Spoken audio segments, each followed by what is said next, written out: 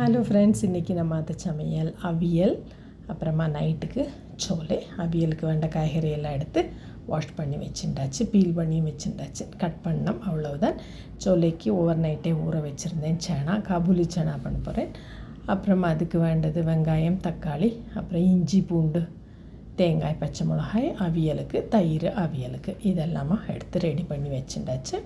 First காய்கறியை cut பண்ணிட்டுட்டு 2 டைப்பாக எது ஜாஸ்தி வேக வைக்கணுமோ அதை ஃபஸ்ட்டு போட்டு வேக வச்சு விட்றது. அப்புறம் கொஞ்சம் லைட்டாக வேக வைக்க வேண்டியதை அது மேலேயே போட்டு வேக வச்சுட்டு அரைச்சி சேர்த்த வேண்டியது, அவ்வளோதான். எப்போவுமே நம்ம வெஜிடேரியன் குக்கிங்கில் இதெல்லாம் அலம்பி கட் பண்ணி வைக்கிறதுக்கு பாதி நேரம் ஆகிடும், மீதி டைம் சமையலுக்கு. சேனை சேர்த்தினாக்கா அவியலுக்கு டேஸ்ட்டு ரொம்ப நல்லா இருக்குது. ஆனால் ரொம்ப எக்ஸாபிட்டன்ட் ரேட்ஸு, 200 ருபீஸ்க்கு மேலே போயின்ட்டுருக்கு ரேட்டு. அதனால நான் சேனை இல்லாதக்கே இப்போ அவியல் பண்ணிகிட்டுருக்கேன். ரொம்ப நாள் ஆச்சு சேனை வாங்கி விட்டு. ஸோ வேக வைக்க தொடங்கியாச்சு. ஒரு செட்டு வெந்தாச்சு. நெக்ஸ்ட் லாட்டு வேக வச்சு எடுக்கிறதுக்குள்ளே தேங்காயும் பச்சை மிளகாயுமா நல்லா இந்த மாதிரி லைட்டாக அரைச்சிக்கிறது, ரொம்ப அரைக்க வேண்டாம். பல்ஸில் போட்டு எடுத்து 2-3 வாட்டி பல்ஸில் போட்டு எடுத்தோம்னாக்கா பர்ஃபெக்டாக இருக்கும். தேங்காய் எண்ணெய் 2 ஸ்பூன் விட்டு இலக்கியாச்சு சொன்னாக்கா நம்மளோட அவியல் ரெடி. கொஞ்சம் கருகாப்பிலையும் சேர்த்திக்கணும், அவ்வளவுதான். கூட்டான் அவியல் ரெடி. லூஸாக பண்ணிட்டு இருக்கேன். வேக வைக்கிறப்போ கொஞ்சம் தண்ணி ஜாஸ்தியாக விட்டு கருகாப்பிலையும் சேர்த்தியாச்சு. தட்ஸ் இட், நம்மளோட அவியல் ரெடி. நைட்டு டின்னருக்கு காபூலி சனா, அது ஓவர் நைட் ஊற வச்சுட்டு இன்றைக்கி இப்போ பண்ண போகிறேன். அது யூஸ்வலாக நான் இந்த டீயோட டிகாஷனில் தான் அதை வேக வைக்கிறது. ஒரிஜினலாக எப்படின்னா அந்த ரெசிபி டீ தூளை ஒரு சின்ன பவுச்சு மாதிரி பண்ணிவிட்டு துணியில் கட்டிட்டு அதை வேக வைக்கிறதுக்கு கூட போட்டுவிடுவா. அப்புறமா அதை எடுத்துட்டு ஸ்க்வீஸ் பண்ணி அந்த இதை போட்லியை எரிஞ்சுடுவா. அதுக்கு பதில் நான் இப்படி ஒரு ஷார்ட்கட்டில் பண்ணுறேன். இந்த ஸ்டெப்பு நீங்கள் ஸ்கிப் பண்ணலாம், வெறும் தண்ணியிலேயே வேக விட்டுடலாம்.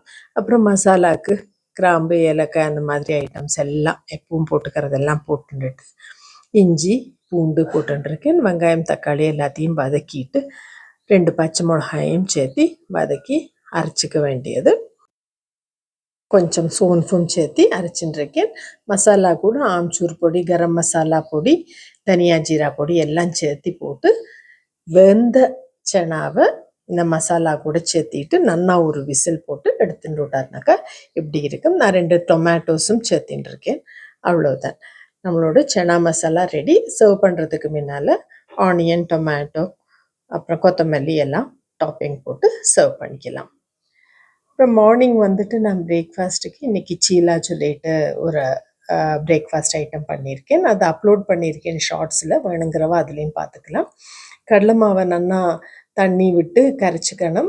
ரவா ரோஸ்ட்டுக்கு பண்ணுறோம் இல்லையா, அந்த பாகத்தில் கரைச்சின்னுட்டு உப்பு, மஞ்சள் பொடி, பெருங்காயம், இஞ்சி, பச்சை மிளகாய், சின்ன சின்னதாக பொடி பொடியாக நறுக்கின வெங்காயம், ஸ்ப்ரிங் ஆனியன், கேரட் ஷெட் பண்ணது எல்லாம் போட்டு மிக்ஸ் பண்ணிவிட்டு நல்லா காஞ்ச தவாவில் விட்டு விடுறது. அப்புறம் தோசை வாக்குற மாதிரி கரண்டியால் நல்லா அதை தேய்ச்சி விடக்கூடாது, லைட்டாக டச் பண்ணி கொடுத்தா போதும்.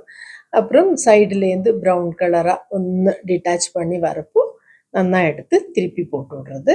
கடலெண்ணெய் விட்டோம்னாக்கா அந்த டிப்பிக்கல் மகாராஷ்டிரியன் டேஸ்ட்டு வரும். ரொம்ப nutritious and easy to make. Try பண்ணி பாருங்க, டக்குன்னு பண்ணி விடலாம். And nutritious also. ஆனால் என்ன, இது பாக்ஸுக்கு கொண்டு போகிறதுக்கு கொஞ்சம் சாகியாக தான் இருக்கும். சுட சுட அப்பப்போ பண்ணி திங்கிறதுக்கு நல்லா இருக்கும். Highly nutritious and very easy to make. நான் சொன்ன ஐட்டத்தில் ஏதாவது 1-2 ஐட்டம் இல்லைனாக்கா அதை ஸ்கிப் பண்ணிவிட்டு பண்ணிக்கலாம். பன்னீர் வேணுங்கிறவ பன்னீரை நல்லா சும்மா க்ரம்பிள் பண்ணிவிட்டு டாப்பிங் மாதிரி போட்டுட்டு திருப்பி போட்டு எடுத்துக்கலாம். அதுவும் ரொம்ப டேஸ்டியாக இருக்கும். சாஸ் கூட நல்லாவே இருக்கும். இதுக்கு சட்னி எல்லாம் பண்ணங்கிற அவசியம் கிடையாது. ஆனால் இது பாக்ஸுக்கு எடுத்துகிட்டு போகிறதுக்கு சரியாகாது, சாகி ஆகிடும். ஃப்ரெஷ்ஷாக பண்ணி அப்பப்போ சாப்பிட்றதுக்கு தான் இது ரொம்ப நல்லாயிருக்கும். ட்ரை பண்ணி பார்த்து ஃபீட்பேக் தாங்கோ. சப்ஸ்கிரைப் பண்ணி என்கரேஜ் பண்ணுங்க. தேங்க்யூ.